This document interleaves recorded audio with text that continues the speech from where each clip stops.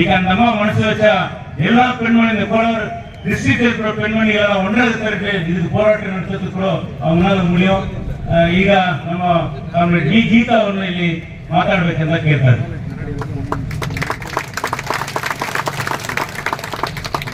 ಮೊದಲಿಗೆ ನಿರಂತರವಾಗಿ ಹೋರಾಟದಲ್ಲಿ ಭಾಗವಹಿಸಿರುವಂತ ಎಲ್ಲ ಕಾರ್ಮಿಕ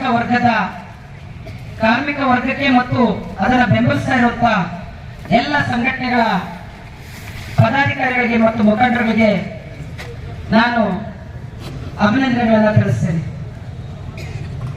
ಮತ್ತು ಇದನ್ನ ಬೆಂಬಲಿಸಿರುವಂತ ಎಲ್ಲರನ್ನೂ ಕೂಡ ನಾನು ಅಭಿನಂದಿಸ್ತೇನೆ.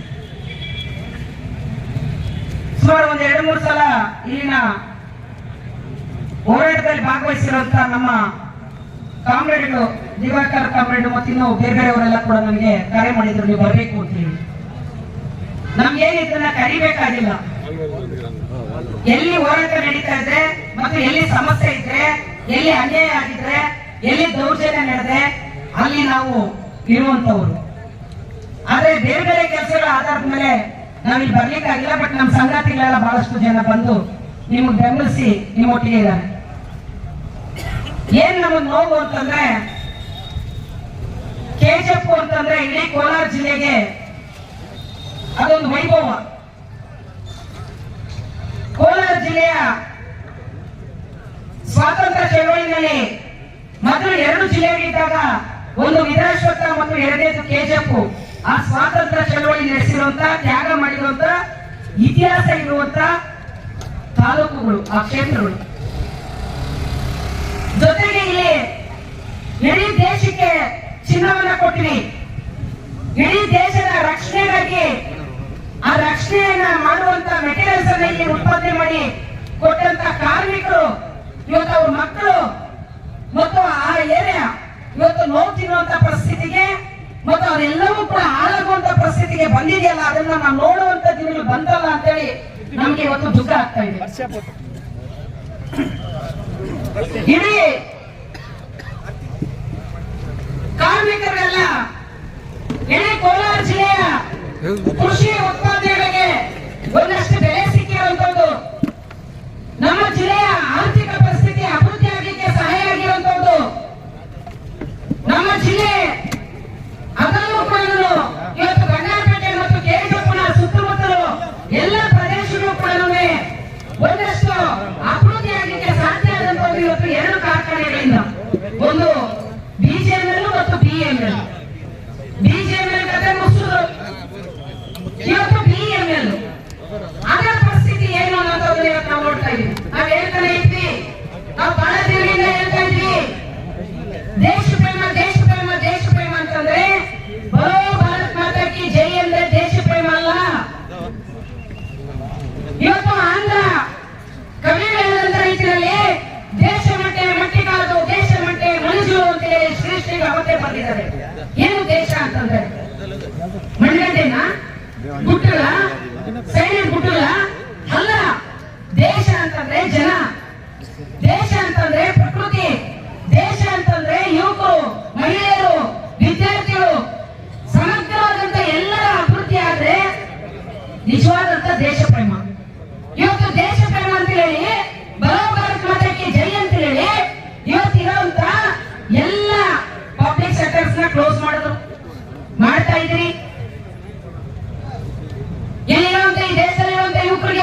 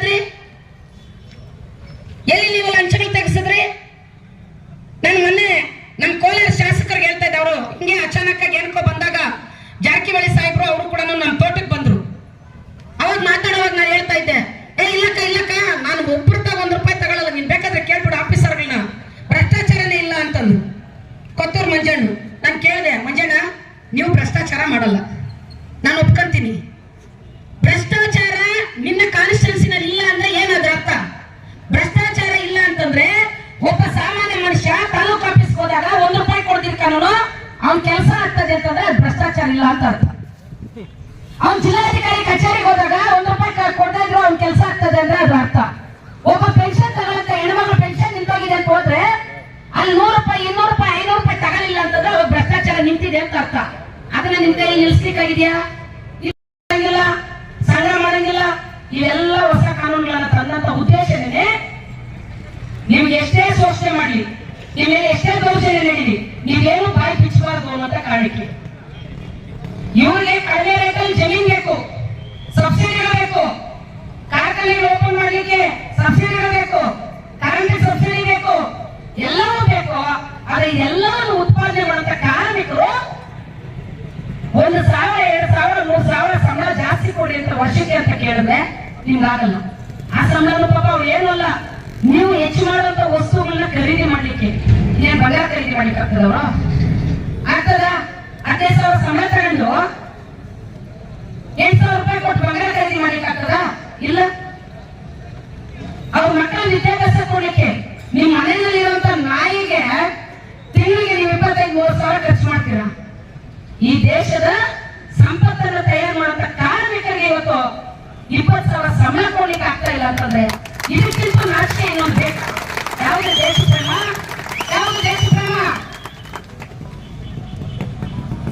ನಾನು ಅದಕ್ಕೆ ಅವಾಗ ಹೇಳಿದ್ದು ಬಂಧುಗಳೇ, ನಾವು ಇವತ್ತು ಹೇಳ್ತಾ ಇದ್ದೀವಿ, ನಮ್ಮ ಕೋಲಾರ ಜಿಲ್ಲೆಯ ಎಲ್ಲ ಪ್ರತಿನಿಧಿಗಳು, ಜನಪ್ರತಿನಿಧಿಗಳು ಬಂದು ಮಾತಾಡ್ಕೊಂಡು ಹೋಗಿದ್ರಿ, ರೂಪಕ್ಕನವರು ಬಂದು ಮಾತಾಡ್ಕೊಂಡು ಹೋಗಿದ್ರಿ. ನೀನು ಒಳ್ಳೆ ಹೆಣ್ಮಗಳಿದೆಯಮ್ಮ, ನಿನ್ನ ಬಗ್ಗೆ ನಮ್ಗೆ ಬಹಳ ಗೌರವ ಇದೆ. ಪಕ್ಷ ಸಿದ್ಧಾಂತ ಅದು ಬೇರೆ. ಒಬ್ಬ ಹೆಣ್ಮಗಳು ಹೆಚ್ಚು ಕೆಲಸ ಮಾಡ್ತೀಯ ನೀನು ಬೇರೆ ಎಲ್ಲ ಶಾಸಕರಿಗೂ ಕಂಪೇರ್ ಮಾಡಿದ್ರೆ. ಇವತ್ತು ಈ ಕ್ಷೇತ್ರದಲ್ಲಿ ಕಾರ್ಮಿಕರು ಹೋರಾಟ ಮಾಡ್ತಾ ಇದ್ದಾರೆ, ನಿನ್ನ ಕ್ಷೇತ್ರದ ಜನ, ನೀವು ಇವತ್ತು ಸರ್ಕಾರದ ಮೇಲೆ ಒತ್ತಡ ಹಾಕಬೇಕಾಗಿದೆ. ಸರ್ಕಾರಕ್ಕಿಂತ ಅವರು ದೊಡ್ಡವರಲ್ಲ. ಯಾಕಂದ್ರೆ ನಮ್ಮೂರಿನ ಭೂಮಿ ಕೊಟ್ಟಿರೋದು, ನಮ್ಮೂರಿನ ಜನ ಇವರು. ಬೇರೆ ರಾಜ್ಯದಿಂದ ಇವತ್ತಿನ ಕರ್ಸ್ಕೊಂಡ್ಬಂದು ಇಲ್ಲಿ ಕೆಲಸ ಮಾಡಿಸ್ತಾರೆ ಅಂತಂದ್ರೆ ಇದಕ್ಕಿಂತ ದೊಡ್ಡ ಅವಮಾನ ಇನ್ನೊಂದಿಲ್ಲ. ಅದಕ್ಕೆ ನಾನು ರೂಪಾ ಮೇಡಮ್ ಅವ್ರಿಗೆ ಹೇಳ್ತಾ ಇದ್ದೀನಿ, ಎಸ್.ಎನ್. ನಾರಾಯಣಸ್ವಾಮಿಗೂ ಹೇಳ್ತಾ ಇದ್ದೀನಿ, ನಂಜೇಗೌಡರಿಗೂ ಹೇಳ್ತಾ ಇದ್ದೀನಿ, ಮಂಜಣ್ಣನಿಗೂ ಹೇಳ್ತಾ ಇದ್ದೀನಿ, NLC ಅನಿಲ್ ಕುಮಾರ್ ಅವ್ರಿಗೂ ಹೇಳ್ತಾ ಇದ್ದೀನಿ. ಇನ್ನು ನಮ್ಮ ಸಮುದ್ರ ಮಂಜಪ್ಪನ್ ಬಂದವ್ರೆ, ಪಾಪ ಹುಡುಗ ಅವ್ರಿಗೆ ಪಾಪ ಕಾರ್ಮಿಕರು ಇನ್ನೊಂದು ಮೊದಲು ಗೊತ್ತಿಲ್ಲ ಅಂದ್ರೆ ಕೇಳಪ್ಪ, ನಾವ್ ಹೇಳ್ತೀನಿ ವಿಷಯಗಳನ್ನು ನೀನು ಅವ್ರ ಜೊತೆ ಸೇರ್ಕೊಂಡು ಕೋಲಾರ ಜಿಲ್ಲೆನಲ್ಲಿರುವಂತ, ಕೋಲಾರ ಜಿಲ್ಲೆಯ ಹೆಮ್ಮೆಯ ಕಾರ್ಖಾನೆ ಆಗಿರುವಂತ BEML, ಆ BEML ನ ಉಳಿವಿಗಾಗಿ ಕಡಿಮೆ ಸಮಯಕ್ಕೆ ಇಷ್ಟು ವರ್ಷಗಳು ದುಡಿದು ನಮ್ಮ ದೇಶದ ರಕ್ಷಣೆಗಾಗಿ ಆ ವಸ್ತುಗಳನ್ನ ತಯಾರು ಮಾಡಿಕೊಟ್ಟಿರುವಂತ ಆ ಕುಟುಂಬಗಳ ಉಳಿವಿಗಾಗಿ, ಆ ಕುಟುಂಬಗಳ ರಕ್ಷಣೆಗಾಗಿ ನೀವೆಲ್ಲರೂ ಪಣ ತೊಟ್ಟು ಒತ್ತಡನ ಹಾಕ್ಬೇಕು. ನೀವು ಅಷ್ಟೋ ಜನ ಒತ್ತಡ ಹಾಕಿದ್ರೆ ಜನಕ್ಕಿಂತ ದೊಡ್ಡವರು ಯಾರು ಇಲ್ಲ ಈ ಜಗತ್ತಲ್ಲಿ, ಯಾರು ಇಲ್ಲ. ಜನಸಂಖ್ಯೆ ಎಲ್ಲೂ ಸೋತಿಲ್ಲ, ಜನಸಂಖ್ಯೆ ಎಲ್ಲೂ ಸೋತಿಲ್ಲ. ಜನ ಇಲ್ಲ ಅಂದ್ರೆ ಮೋಡಿನೂ ಇಲ್ಲ, ಜನ ಇಲ್ಲ ಅಂತಂದ್ರೆ ಅದಾನಿನೂ ಇಲ್ಲ, ಅದಾನಿನೂ ಯಾರು ಇಲ್ಲ. ಹಂಗಿರುವಾಗ ಈ ಜಿಲ್ಲೆನಲ್ಲಿರುವಂತ ನೀವೆಲ್ಲ ಶಾಸಕರು ಒಂದಾಗಿ ಈ ಕಾರ್ಖಾನೆಯನ್ನು ಉಳಿಸ್ಬೇಕು ಅಂತ ಹೇಳಿ, ಈ ಕಾರ್ಮಿಕರನ್ನು ಉಳಿಸ್ಬೇಕು ಅಂತ ಹೇಳಿ ನೀವು ಧ್ವನಿ ಎತ್ತಿದ್ರೆ ಖಂಡಿತವಾಗಿ ಕೂಡ ನಾವು ಆಗ್ತದೆ. ನಿಮ್ಮ ಒಟ್ಟಿಗೆ ನಾವೆಲ್ಲರೂ ಕೂಡ ಇರ್ತೀವಿ. ಯಾಕೆ ಅಂತಂದ್ರೆ ಬೆಂಬಲ ಕಾರ್ಮಿಕರ ಸಮಸ್ಯೆ ಅಲ್ಲ ಇದು, ಇದು ನಮ್ಮ ಜಿಲ್ಲೆಯ ಸಮಸ್ಯೆ, ನಮ್ಮ ಜಿಲ್ಲೆಯ ಹೆಮ್ಮೆಯ ಪ್ರಶ್ನೆ, ನಮ್ಮ ಜಿಲ್ಲೆಯ ಸ್ವಾಭಿಮಾನದ ಪ್ರಶ್ನೆ. ನಮಗೂ ಒಂದು ಸಣ್ಣ ಆಸೆಗಳಿದ್ದಾವೆ, ಕಷ್ಟಪಡ್ತಾ ಇದೀವಿ, ಕೂಲಿ ಕಾರ್ಮಿಕರು ನಾವೆಲ್ಲ ಹೆಣ್ಮಕ್ಳು ಇದ್ದೀವಿ. ಒಳ್ಳೆ ಗಂಡ ಸಿಕ್ಬಿಟ್ರೆ ಪರವಾಗಿಲ್ಲ, ಇಲ್ಲಿ ಬಹಳ ಜನ ಹೆಣ್ಮಕ್ಳು ಕೆಲಸ ಮಾಡ್ತಿರತ್ತೆ, ಹೆಣ್ಮಕ್ಳು ನೀವು ಇದ್ದೀರಿ. ಇವತ್ತು ವ್ಯವಸ್ಥೆ ತುಂಬಾ ಕೆಡಿಸ್ತಾ ಇದ್ದಾರೆ. ಒಳ್ಳೆ ಜವಾಬ್ದಾರಿ ಇರುವಂತ ಗಂಡ ಸಿಕ್ಬಿಟ್ರೆ ಆ ಕುಟುಂಬ ಹೆಂಗೋ ಒಂದ್ ಸ್ವಲ್ಪ ಬ್ಯಾಲೆನ್ಸ್ ಆಗಿ ನಡೀತದೆ. ಇಲ್ಲ ಅಂತಂದ್ರೆ ಇವತ್ತು ನಾವು ನೋಡ್ತಾ ಇದೀವಿ 30ರಿಂದ 40% ಇವತ್ತು ಮನೆಗಳಲ್ಲಿ ಜವಾಬ್ದಾರಿಯಿಂದ ನಡ್ಕೊಳ್ಳುವಂತ ವ್ಯವಸ್ಥೆ ಇಲ್ಲ. ಅದರಲ್ಲಿ ಇವತ್ತು ಯುವಕರಿಲ್ಲ, ಯಾರನ್ನೋ ಒಬ್ರನ್ನ ಕೊಟ್ಟು ಮದುವೆ ಮಾಡ್ತಾರೆ, ಮದುವೆ ಮಾಡ್ಕೊಂತೀವಿ, ಮಕ್ಕಳು ನಡೀತೀವಿ. ಆ ಮಕ್ಕಳು ಹುಟ್ಟಿದಾಗ ಅದರಲ್ಲೂ ಗಂಡು ಮಕ್ಳು ಹುಟ್ಬಿಟ್ರೆ, ಏನೋ ಗಂಡು ಮಗು ಹುಟ್ಬಿಟ್ರೆ ಪಾಪ ನಾಳೆ ನಮ್ಮನ್ನ ಏನೋ ಅಂತ ಹೋಗಿ ದುಡ್ದು ಮಾಡಿ ಏನೋ ಸಾಕ್ತಾನೆ ಅಂತ ಹೇಳಿ ಐಟಿ ಇಂಜಿನಿಯರಿಂಗ್ ಡಿಪ್ಲೊಮಾ ಎಲ್ಲ ಮಾಡ್ತೀವಿ, BE ಬಿಡ್ತೀವಿ. ಇವತ್ತು ಅವ್ರ ಕೆಲಸಗಳಿಲ್ಲ. ಈ ಚುನಾವಣೆಗಳು ಅವು ಇವು ಬಂದು ಎಲ್ಲ ಪಂಡ ಕುಡಿಯೋದು ಮಾಡೋದು ಗುಟ್ಕ ನಟ್ಕ ಎಲ್ಲ ಕಲ್ಕೊಂಡು ಇವತ್ತು ಆ ಮಕ್ಳು ಎಲ್ಲ ಇದ್ದಾರೆ ಅಂತಂದ್ರೆ, ಈ ಕೋಳಿ ಮರಿ ಮಾಡ್ಲಿಕ್ಕೆ ನಾವು ಮೊಟ್ಟೆ ಹಾಕ್ತಿವಿ ಕಾವ್ಗೆ, 21 ದಿನ ಆದ್ಮೇಲೆ ಮರಿ ಮಾಡ್ತದೆ. 21 ಮೊಟ್ಟೆ ಮರಿ ಮಾಡ್ಬಿಟ್ಟಿದೆ ಅಂತ ಖುಷಿಯಾಗಿ ಈಚೆ ಬಿಡ್ತೀವಿ, ಮೇಲ್ಗಡೆಯಿಂದ ಕಾಗೆಲ್ಲ ಅದು ಬಂದ ಮರಿ ಹೊತ್ಕೊಂಡು ಹೋಗ್ಬಿಡ್ತದೆ. ಹಂಗೆ ಇವತ್ತು ನಮ್ಮ ಮಕ್ಕಳು ಬದುಕು ಹಾಳಾಗ್ತಾ ಇದೆ. ಆ ಬದುಕು ಹಾಳಾಗ್ಲಿಕ್ಕೆ ಏನ್ ಕಾರಣ ಅಂತಂದ್ರೆ ಉದ್ಯೋಗಗಳಿಂದ ಇರುವಂಥದ್ದು, ಅವ್ರ ಸಮಯ ಇರುವಂಥದ್ದು. ಅದಕ್ಕೋಸ್ಕರಾಗಿ ಇವತ್ತು ಈ ಕಾರ್ಖಾನೆಗಳು ಉಳಿಬೇಕಾಗಿದೆ, ಕಾರ್ಮಿಕರು ಉಳಿಬೇಕಾಗಿದೆ. ಆ ಉಳಿಸುವಂತ ಕೆಲಸನ ಇಲ್ಲಿರುವಂತ ಜನಪ್ರತಿನಿಧಿಗಳು ನಿಜವಾಗ್ಲೂ ಕೂಡ ಜವಾಬ್ದಾರಿ ಇದೆ. ಎರಡನೇದು, ಮಹೇಶ್ ಬಾಬು ಅವರು ವ್ಯಕ್ತಿಗತವಾಗಿ ನೀವು ಒಳ್ಳೆ ಮನುಷ್ಯ ಇರ್ಬೋದು, ಸೈದ್ಧಾಂತಿಕವಾಗಿ ಬೇರೆ ಏನೇ ಇರಲಿ, ನಿಮಗೆ ನಿಜವಾಗ್ಲೂ ಕೂಡ ಆತರ ಇದ್ರೆ, ನಾನು ಮೊನ್ನೆ ಯಾವುದೋ ಒಂದು ಕಾರ್ಯಕ್ರಮದಲ್ಲಿ ನಾವು ಹೋದಂತ ಸಂದರ್ಭದ ದಲಿತ ಇಂಡಸ್ಟ್ರಿಯಲಿಸ್ಟ್ಗಳದ್ದು ಒಂದು ಸಭೆ, ಅದಕ್ಕೆ ಸಂಬಂಧಪಟ್ಟಂತ ಕಾಯ್ದೆಗಳು ಸಂಬಂಧಪಟ್ಟಂಗೆ ರಾಜ್ಯ ಇಂಡಸ್ಟ್ರಿಯಲಿಸ್ಟ್ ಮಿನಿಸ್ಟರ್ ಪಾಟೀಲ್ ಅವರು ಮತ್ತು ಇವರು ಶೋಭಾ ಕರಂದ್ಲಾಜೆ ಮೇಡಮ್ ಅನ್ನು ಕೂಡ ಕರೆಸಿದ್ರು. ಮಹೇಶ್ ಬಾಬು ಸರ್ ಅವರು ಬಂದಿದ್ರು.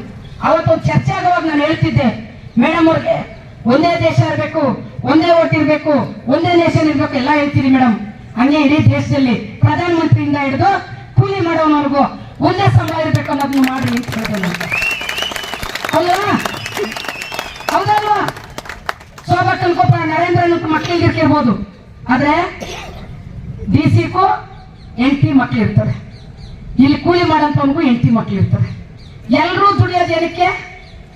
ಮಕ್ಕಳ ವಿದ್ಯಾಭ್ಯಾಸ ಮಾಡಿಸ್ಬೇಕು, ಕುಟುಂಬ ಚೆನ್ನಾಗಿರ್ಬೇಕು, ಊಟ ತಿನ್ಬೇಕು, ಬಟ್ಟೆ ಹಾಕ್ಬೇಕು, ಅಷ್ಟೇ. ಅದಕ್ಕಿಂತ ಮೇಸ್ತಿ ಏನ್ ಬೇಕು? ನಿಮ್ಗೇನೇನೋ ಬೇಕು, ಹೌದಲ್ಲ? ಆದ್ರೆ ವಾಸ್ತವವಾಗಿ ಮನುಷ್ಯನಿಗೆ ಬೇಕಾಗಿರೋದು ಇಷ್ಟೇ. ಯಾರ್ಯಾರೋ ಹಿಂದೆ ಯಾವನವನೋ ಬಾತ್ರೂಮ್ ಅಲ್ಲಿ ಗೌರವ ಇದೆ, ಯಾವ್ದು ಬಂಗಾರ ಬಕೆಟ್ ಇಟ್ಕೊಂಡಿದ್ನಂತೆ, ಯಾವ ಬಕೆಟ್ ಆಗೋದ್ರು ನೀರೇ ಹಾಕೊಳ್ಳೋದು, ಹೌದಲ್ಲ? ಆದ್ರೆ ಬಕೆಟ್ಗಳು ನೀನ್ ಬೇಕಾದ್ರೆ ಕಲರ್ ಬಕೆಟ್ ಇಟ್ಕೋಬಹುದು. ಅನ್ನ ಮಾತ್ರ ಒಂದೇ ತಿನ್ಬೇಕು, ಕೂಲಿ ಮಾಡೋನು ಒಂದೇ, ನೀನ್ ಬಂಗಾರ ಬಕೆಟ್ ಹಾಕಿ ತೊಳ್ಕೊಳ್ಳೋನು ಒಂದೇ, ಹೌದಲ್ಲ? ಅನ್ನನೇ ತಿನ್ಬೇಕು, ಚಪಾತಿನೇ ತಿನ್ಬೇಕು, ಮುದ್ದೆನೇ ತಿನ್ಬೇಕು. ಇಷ್ಟಂದ್ರೆ ನಾವು ಕೇಳ್ತಾರಂಥದ್ದು.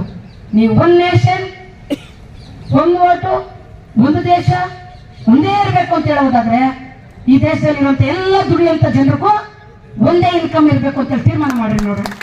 ಅವಾಗ ನಿಜವಾಗಿ ದೇಶ ಪ್ರೇಮಿಗಳು ನೀವು, ನಾವೆಲ್ಲರೂ ನಿಮ್ ಜೊತೆ ಬರ್ತೀವಿ, ನಾವೆಲ್ಲರೂ ನಿಮ್ ಜೊತೆ ಬರ್ತೀವಿ. ನಾವು ಬಲೋ ಬಳತ್ ಮತ್ತೆ ಜೈ ಅಂತೀವಿ, ನೀವು ಶ್ರೀರಾಮನ್ ಜೈ ಅಂದ್ರೆ ನಾವು ಅಂದ್ಬಿಡ್ತೀವಿ.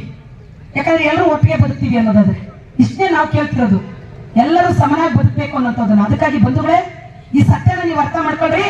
ಈ ರಾಜಕೀಯ ತಂತ್ರಗಾರಿಕೆ ನೀವು ಅರ್ಥ ಮಾಡ್ಕೊಳ್ಳಿಲ್ಲ ಕಾರ್ಮಿಕರು ಅಂತಂದ್ರೆ ಬಹಳ ಕಷ್ಟ ಇದೆ. ಇವತ್ತು ಅವ್ರಿಗೆ ಬೇಕಾಗಿರುವಂತದ್ದು, ಅವ್ರನ್ನ ನಡೆಸ್ತಾ ಇರುವಂತದ್ದು ಈ ದೇಶದ ಬಂಡವಾಳಶಾಹಿ ವ್ಯವಸ್ಥೆ. ಈ ದೇಶದ ಬಂಡವಾಳಶಾಹಿ ವ್ಯವಸ್ಥೆಗೆ ಪಾಠ ಕಲಿಸ್ಬೇಕು ಅಂತಂದ್ರೆ ಈ ಮಣ್ಣು, ಈ ಕೆಜಿಎಫ್ನ ಮಣ್ಣು ಇತಿಹಾಸ ಇರುವಂತ ಮಣ್ಣು, ಇತಿಹಾಸವನ್ನ ಸೃಷ್ಟಿ ಮಾಡಿರುವಂತ ಮಣ್ಣು. ಸಾವಿರಾರು ಜನ ಕಾರ್ಮಿಕರು ಕೈ ಕಾಲು ಎಲ್ಲವನ್ನು ಕಳ್ಕೊಂಡಿರುವಂತವ್ರು, ಸುಮಾರು ಜನ ಸಂಘಟನೆಗಳು ಪ್ರಾಣ ಕೊಟ್ಟಿರುವಂತ ಭೂಮಿ ಇದು. ಹಾಗಾಗಿ ನೀವು ಯಾರು ಹೆದರ್ಬೇಕಾಗಿಲ್ಲ, ನೀವು ಹೋರಾಟನ ಕೈ ಬಿಡಬೇಡ್ರಿ. ಇವತ್ತು ನಿಮ್ಮ ಬೇಡಿಕೆ ನೀಡೋ ತನಕ ನೀವು ಹೋರಾಟ ಮುಂದುವರಿಸ್ರಿ, ನಿಮ್ಮೊಟ್ಟಿಗೆ ನಾವು ಇರ್ತೇವೆ. ಜೊತೆಗೆ ಇವತ್ತು ಇಲ್ಲಿನ ಜನಪ್ರತಿನಿಧಿಗಳು ಕೂಡ ಒತ್ತಡ ಹಾಕೋಣ, ಅವರು ಕೂಡ ಪಾಸಿಟಿವ್ ಆಗಿದ್ದಾರೆ. ಇನ್ನೂ ಒಂದಷ್ಟು ಸೀರಿಯಸ್ ಆಗಿ ನೀವು ಮಾತಾಡ್ರಪ್ಪ, ಒತ್ತಡ ಹಾಕ್ರಿ ಅನ್ನೋ ರೀತಿಗೆ ನಾವು ಆರ್ಗನೈಸ್ ಮಾಡ್ಬೇಕಾಗ್ತದೆ. ನಾಳೆ ಇಡೀ ಕುಟುಂಬದ, ನಮ್ಮ ಕುಟುಂಬಗಳಲ್ಲಿರುವಂತ ಮಕ್ಕಳು, ಮರಿ, ಹೆಂಡತಿ, ಮಕ್ಕಳು ಎಲ್ಲರೂ ಹೊರಗೆ ಆಗ್ಬೇಕು. ಆ ಲೆವೆಲ್ಗೆ ಹೋದ್ರು ಕೂಡ ಹೋರಾಟಕ್ಕೆ ನೀವು ಧೈರ್ಯವಾಗಿರ್ರಿ, ಹೆದರಬೇಡ್ರಿ. ಇವತ್ತು ನೀವೆಲ್ಲರೂ ಕೂಡ ಸೈನಿಕರು. ಬರೀ ನಿಮ್ಮ ಕುಟುಂಬದ ಪ್ರಶ್ನೆ ಅಷ್ಟೇ ಅಲ್ಲ, ಇದು ಇನ್ನೂ ಒಂದು ತರಂತರಕ್ಕೆ ಇದು ಮುಂದುವರಿಯುವಂತ ಪ್ರಶ್ನೆ. ಆ ನಿಟ್ಟಿನಲ್ಲಿ ನೀವು ಹೋರಾಟ ಮುಂದುವರಿಸಿದ್ರೆ ಅವ್ರು ಎಷ್ಟು ದಿನ ಗುಜರಾತಿಂದ ಕರ್ಕೊಂಬರ್ತಾರೋ, ಉತ್ತರ ಪ್ರದೇಶದಿಂದ ಕರ್ಕೊಂಬರ್ತಾರೋ ನೋಡ್ರಿ. ಅದೆಷ್ಟು ದಿನ ಕರ್ಕೊಂಬರ್ತಾರೋ ನೋಡೋಣ. ಎಷ್ಟು ಜನರನ್ನ ಅವರು ಬೇರೆ ಬೇರೆ ರಾಜ್ಯಗಳಿಂದ ಕರ್ಕೊಂಡು ಕೆಲಸ ಮಾಡಿಸ್ತಾರೋ ಅಂತೇಳಿ ನಾವು ನೋಡಕ್ಕೆ ಶುರು ಮಾಡೋಣ. ಖಂಡಿತವಾಗಿ ನಾವು ಮಹಿಳಾ ಸಂಘಟನೆ ಇಡೀ ಹಳ್ಳಿಗಳಲ್ಲಿರುವಂತ ಎಲ್ಲ ಹೆಣ್ಮಕ್ಳ ಮಧ್ಯೆ ನಾವು ಮಾತಾಡಿ ನಿಮ್ಮ ಕಮಿಟಿ, ನಿಮ್ಮ ಸಂಘಟನೆ ತೀರ್ಮಾನ ಮಾಡ್ತು ಅಂತಂದ್ರೆ ನಾವು ನಿಮ್ಮೊಟ್ಟಿಗೆ ಬೆಂಬಲವಾಗಿ ನಿಲ್ತೀವಿ. ಆದ್ರೆ ನೀವು ಗಟ್ಟಿಯಾಗಿ ನಿಲ್ಬೇಕು ಅನ್ನೋ ಮಾತನ್ನ ಹೇಳ್ತಾ ನಿಮ್ಮ ಹೋರಾಟ ಯಶಸ್ವಿಯಾಗಿ ಅಂತ ಹೇಳ್ತಾ ನನ್ನ ಮಾತನ್ನು ಮುಗಿಸ್ತಾ ಇದ್ದೀನಿ. ಜಿಂದಾಬಾದ್.